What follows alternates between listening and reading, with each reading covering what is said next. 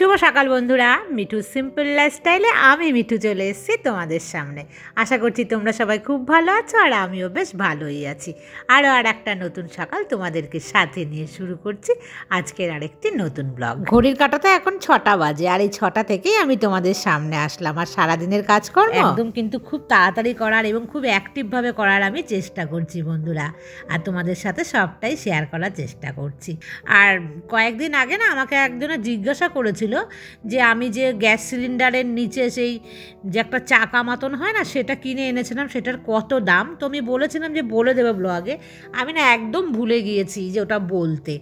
আমি যেটা নিয়েছি সেটা কিন্তু খুব ভালো একটা কোয়ালিটির, আর যেহেতু আমার নিজের লোক মানে আমার হাজব্যান্ডের দাদা, তো সে কিন্তু সবচাইতে ভালো কোয়ালিটির জিনিসটাই আমাদেরকে দিয়েছে।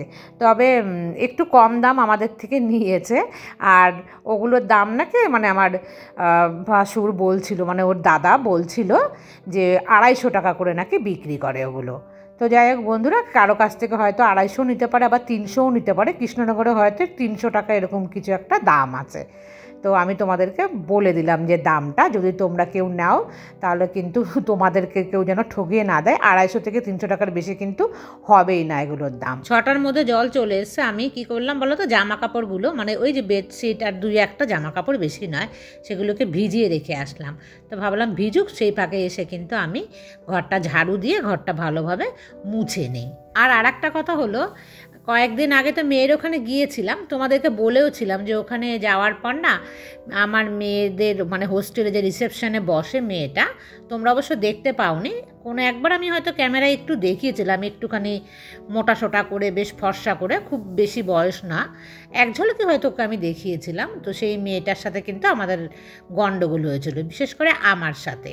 তো ও যখন খুব মানে খারাপ খারাপ কথা আমাদেরকে বলা শুরু করেছিল, মানে আমাকে বলছিল, তিপন্নার মাকেও বলছিল, কিন্তু তিপন্নার মা যেহেতু খুব একটা হিন্দি বলতে পারে না, তো ওর মা কিন্তু রিপ্লাই দিতে পারছিল না। আর আমি যেহেতু আধা বাংলা আধা হিন্দি যেভাবেই হোক, আমি কিন্তু তার রিপ্লাই মানে একদম পুরোপুরি দিতে পারছিলাম। সে কারণে ওর সাথে গণ্ডগোলটা আমার বেঁধে গিয়েছিল। আর ও দেখছিলাম ও ভীষণ কিন্তু মানে আমাদেরকে কোনো রেসপেক্ট না করে, আমরা যে গার্জিয়ান আমাদের সাথে কিন্তু খুব খারাপ বিহেভিয়ার করছিল। তখন আমি মানে কোনো দিক বেদিক না পেয়ে কী করেছিলাম বলো তো, আমি সাথে সাথে আমার হাতে যে মোবাইলটা ছিল, আমি সাথে সাথে ওর ভিডিও করা শুরু করে দিয়েছিলাম। আমি বলছিলাম যে কী বলছো তুমি, অন ক্যামেরায় বলো। তখন কিন্তু ও ঘাবড়ে গিয়েছিল, গিয়ে যাই হোক ও মুখ লুকাচ্ছিল। তখন কিন্তু আর ক্যামেরার সামনেও বলছিল না। আর আমি তখন দেখলাম যে ক্যামেরা অন না করে ও কিন্তু মানে আমাদেরকে না অনবরত অসম্মানজনক কথাও বলেই যাচ্ছিল। যাই হোক, ক্যামেরা অন করাতে ও চুপ হয়ে গিয়েছিল। তো ভেবেছিলাম সেটাই তোমাদের সাথে আমি শেয়ার করব কোনো একটা ব্লগে, আর হিন্দিতে বলবো, কারণ ও আমার চ্যানেলকে সাবস্ক্রাইব করেছিল। আর ওদের যে মালিক আমার মেয়েদের যে হোস্টেলের, সেই বউটাকে তোমাদেরকে দেখিয়েছি আমি, সেও আমার মানে চ্যানেলকে সাবস্ক্রাইব করেছিল। সে আমার মানে সে বাংলা বোঝে না, সে তো হিন্দি বোঝে। তো আমি তখন ভেবেছিলাম যে আমি হিন্দিতে একটা ব্লগ করব 2-4 মিনিটের, তো সেটা করলে ওরা বুঝতে পারবে যে আমি ওই মেয়েটাকে দেখাচ্ছি। আর মেয়েটা তো দেখেছেই আমি ওকে নিয়েছি ভিডিওতে, তো সেই কারণে। কিন্তু কি হয়েছে জানো তো, আমার মেয়ে আজকে নয় কালকে আমাকে ফোন করে বলছে, দেখো বন্ধুরা আমার এই যে বেলি ফুল গাছটাতে কত কুড়ি এসছে, হনুমান আর খেয়ে যেতে পারছে না, প্রচুর কুড়ি এসছে। আর যতবার কুড়ি আসতো না ততবারই কিন্তু হনুমান এসে এসে আমার এই গাছের ফুল একদম কুড়িগুলো বেছে বেছে খেয়ে নিত। আর হনুমান এখন দূর থেকে আমার এই নেটগুলো দেখে আর আসে না। আর আমি ডাকি, আয় আয় আয় কাছে আয়, আসবি আমার ছাদে। দিয়ে হনুমান না দেখে বুঝে গেছে যে নেট লাগানো আছে, সে কিন্তু আর ওপরের দিকে ওঠে না, তাকিয়ে চোখ ঘুরিয়ে নিচ্ছে। আমি যখন ওই মেয়েটার ভিডিও করা শুরু করলাম, তখন ওই মেয়েটা বলতে থাকলো যে ক্যামেরা বন্ধ করো, ভিডিও করবে না, আমার পারমিশন ছাড়া কোনো রকম ভিডিও করা যাবে না। আমি কিন্তু তখনও শুনছি না, আমি ভিডিও অন করে রেখেই বলেছি না, যা বলার এখানেই বলতে হবে। তখনও কী করেছে, ওর হাতে ফোন ছিল, ও সেই ফোন নিয়ে সেই মালিকের বউকে ও ফোন করে জানায় যে আমার বিনা পারমিশনে আমার ভিডিও করছে, এটা অন্যায় করছে। আমার মেয়ের নাম নিয়ে বলছে ওর মা। তো ওর মালিকের বউ কী বলেছে আমি তা জানি না। আর বন্ধুরা এটা দেখো পুদিনা পাতা গাছ লাগিয়ে দিয়েছে, এটা কিন্তু তুলসী গাছ নয়।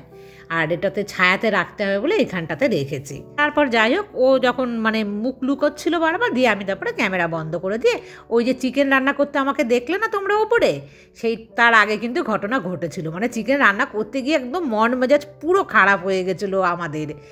আর আমার মেয়ে আর আমার হাজব্যান্ড কিন্তু তখন সামনে ছিল না, মেয়েকে নিয়ে পার্লারে গিয়েছিল ওর বাবা চুল কাটাতে। তো আমি ওপরে যাই, চিকেন বসিয়ে আমি ফোন করি আমার হাজব্যান্ডকে, যে আমি বলি জানো তো এরকম আমার সাথে এরকম মিসবিহেভ করে আমাদের সাথে, আর আমার সঙ্গে তো ভীষণভাবেই বলে। তো আমি মানে আমার খারাপ লাগছে এই কথাগুলো, আর বুকটা তখন ধরাস ধরাস করছিলো, কারণ থাকি একটা অন্য জায়গাতে, গিয়ে ওখানে দেখো আর মেয়ে থাকবে, খুবই মানে একটা বাজে ব্যাপার লাগছিল ভেতরে ভেতরে। তো হাজব্যান্ডকে বলাতে আমার হাজব্যান্ড ভীষণ রেগে গেল, দিয়ে বলে ভিডিও করেছো? আমি বললাম যে করেছে, কিন্তু যখন ও খারাপ কথা বলে তখন আমার মাথাতে ছিল না, আমি কিন্তু তখন ভিডিওটা করতে পারিনি। যাই হোক, দিয়ে তখন ওই যখন পার্লার থেকে আসছিলো তখন হচ্ছে ওই মালিক আর মেয়েদের হোস্টেলের মালিক কিন্তু ডক্টর। বন্ধুরা দেখো পরোটা, আর এটা কিন্তু আটার পরোটা আর দই দিয়ে খেলাম, আর ওর বাবা না খেলো না, বাবা বললো চা করে দাও। সেই ডক্টরের সাথে ওর বাবার দেখা হয়েছে, তো ওর বাবা কিন্তু পুরোটা জানিয়েছে কী ঘটেছিল।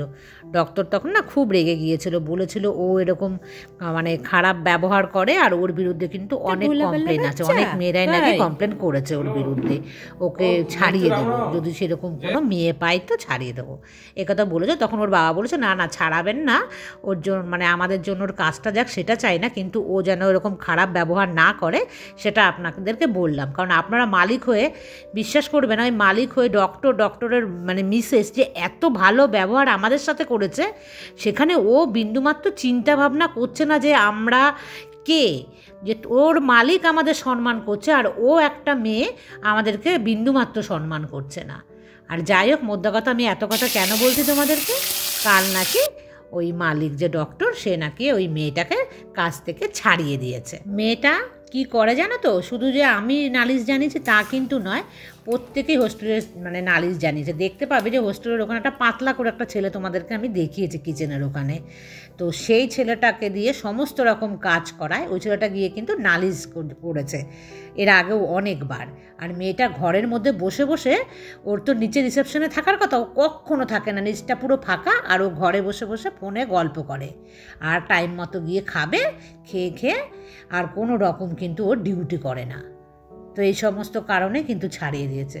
আর বন্ধুরা মাছের মাথা দিয়ে মুগ ডাল করেছি, ওটা কিন্তু লাউ শাকের ঘন্ট, আর কই মাছ হয়েছে আলু দিয়ে, আর ওটা নিম পাতা ভাজা রান্না করে রেখে দিয়েছে, এখনও কিন্তু খায়নি। আর এই দেখো বেল, একটা বেল ছিল, সেই বেলটাকে কিন্তু ফাটিয়ে আমি শরবত বানিয়ে দিলাম।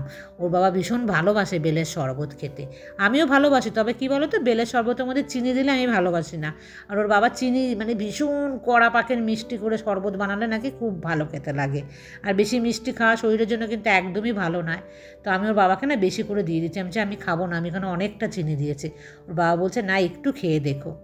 আর এই দেখো বন্ধুরা, এই যে তাকটা, এটাকে কিন্তু ওর বাবা কালার করেছে, হোয়াইট কালার এনে এখানটার মধ্যে না মানে একটা কিছু পাল্লা টাল্লা লাগানো হবে, আমার ভেতরের রুমে যেরকম আছে সেরকমই। তো সেই কারণে ওর বাবা কিন্তু এটাকে পরিষ্কার করে একদম মানে রং করে দিল, যখন লাগাবে তখন ওর বাবা হয়তো থাকবে না, সেই কারণে বলছে যে আমি আগে কাজটা গুছিয়ে রেখে যাই, একবার পাল্লা লেগে গেলে কিন্তু আর ওটাকে কালার করা যাবে না। এখন কিন্তু সন্ধেবেলা খাওয়া দাওয়া হয়ে গেছিলো, সে সমস্ত আর তোমাদের সাথে শেয়ার করিনি। তো একটু না দুজনে মিলে বেরিয়েছি। তো বন্ধুরা কোথায় যাচ্ছি, আমাদের বাড়ির খুব কাছেই আছে, এটা হচ্ছে অনুকূল বাবার আশ্রম, তো সৎসঙ্গ বলে সেই আশ্রমে। আর মাঝে মাঝে আমরা আসি এখানে, মানে ওর বাবা থাকলে পরে। দেখো কি সুন্দর সূর্যমুখী ফুল লাগিয়েছে, তবে বোঝা যাচ্ছে না জানো তো, অন্ধকার হয়ে গেছে না চারিপাশটা, আর ক্যামেরা মানে আলোর উল্টো দিকে আছে, সেই কারণে কিন্তু অন্ধকার দেখাচ্ছিল। দেখেছো সৎসঙ্গর যে আশ্রমটা হয় না, সেটা খুব কিন্তু সুন্দর হয় না, সাদা রঙের বিশাল বড়, আর কত বড় এলাকা জুড়ে। আর এই দেখো দেখো উল্টো দিকে যে ক্যামেরা ধরেছো, এখান থেকে কিন্তু পরিষ্কার দেখা যাচ্ছে, এখন সন্ধে হয়েই এসছে তো সেই কারণে কিন্তু। আর চারিপাশে যে লাগানো আছে সূর্যমুখী ফুল, আমার মনে হয় এই সূর্যমুখী ফুলগুলো দিয়ে না ওরা তেল বানায়, না হলে এত চাষ কেন করেছে। আর কি হৃষ্টপুষ্ট দেখো গাছগুলো, বেশ কিন্তু মোটা সোটা, দুপাশে মানে সারা জায়গায় ভরে ভরে দেখেছে সূর্যমুখী ফুল লাগিয়েছে। যতদূর সম্ভব আমি যেটা ভেবেছি সেটাই হবে। যাই হোক বন্ধুরা, এক ঝলক তোমাদেরকে আমি দেখাচ্ছি, এখানেও দেখো, দেখেছো কত সূর্যমুখী ফুল লাগিয়েছে, তবে সব ফুল কিন্তু ফোটেনি, দিনের বেলা আসলে খুব ভালোভাবে দেখানো যেত। আর বিশাল বিল্ডিং আছে, মানে প্রচুর বড় বড় বিল্ডিং ভেতরটাতে, আমি কোনোদিনও না এই ভেতরটাতে আসিনি, এখানে এসে দেখছি কীর্তন হচ্ছে, মানে ঠাকুরের নাম কীর্তন যেটা হয় সেটা। তো এখানে দেখছো বেশ কয়েকজন লোক বসে আছে, আর এটা হচ্ছে দীক্ষাঘর, এখানে নাকি দীক্ষা দেওয়া হয়, ওপরে লেখা ছিল, তাই দেখে বললাম আর কি। আর অনুকূল বাবার যে ফটো দেওয়া রয়েছে, তো একটুখানি দেখলাম। আরও ভেতরের দিকে প্রচুর বিল্ডিং ছিল, সেগুলো তো আর যায়নি। দেখছিলাম অনেক লোক, কারিগর, কিছু মানে কাজকর্ম হয় এখানে।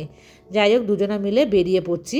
আর আসলে কি বলতো, একটু যাবো হচ্ছে আমরা গ্রসারি আইটেম আনতে, তো একটুখানি ঢুঁ মেরে গেলাম এখান থেকে, আর চলেও আসলাম দুজনা মিলে গ্রসারিতে। তো অল্প বিস্তর কিছু কিন্তু গ্রসারির আইটেম নেব, তবে খুব বেশি নেব না, অনেক জিনিসই কিন্তু ঘরে রয়ে গেছে। সেই কারণে ভেবেছি হালকা, আমরা যেগুলো একদমই দরকারি জিনিস, সেই সমস্ত দরকারি জিনিসগুলো নেবার জন্যই কিন্তু এসছি। আর তো আসা হবে না। আর কি বলো তো বন্ধুরা, ওর বাবা কিন্তু কাল চলে যাবে, সেই কারণে আজকে কিন্তু মোটামুটি একটু গুছিয়ে দিয়ে যাচ্ছে সমস্ত জিনিস, কারণ আমি আর এই সমস্ত অল্প জিনিসের জন্য যাবই না। আর এই দেখো, দুটো ম্যাগি এনেছি, জানো কত করে, মাত্র 19 টাকায় অফার চলছিল, জোর করে নিয়েছি আমি। ওর বাবাকে আমি দিয়ে দেবো, আমি বলেছি তুমি খাবে। 19 টাকা দেখেই অবশ্যই নিয়েছি। আর এই দেখো, একটা নিয়েছি নিভিয়ার সান প্রোটেকশন। এই আমার ঘরে যেটা ছিল সেটা যেন নিয়ে গেছিলাম আমি দেরাদুনে, মেয়ে কিন্তু রেখে দিয়েছে, তো আমার কাছে একদমই নেই। রান্না বান্না করার সময় বা বাইরে বেরোলে তো লাগেই, তো সেই কারণে কিন্তু আমি নিয়ে নিয়েছি। আর নিভিয়া সান প্রোটেকশন কখনোই ইউজ করিনি। আর একটা দেখো অলিভ অয়েল নিয়ে এসেছি, স্বাস্থ্যর কথা ভেবে, কিন্তু একদমই তা নয়, আমি তোমাদের সাথে মজা করছি। তো বন্ধুরা, আজকের মতন এই পর্যন্তই রাখছি, আবার দেখা হবে নেক্সট ব্লগে। ততক্ষণ তোমরা সবাই ভালো থেকো।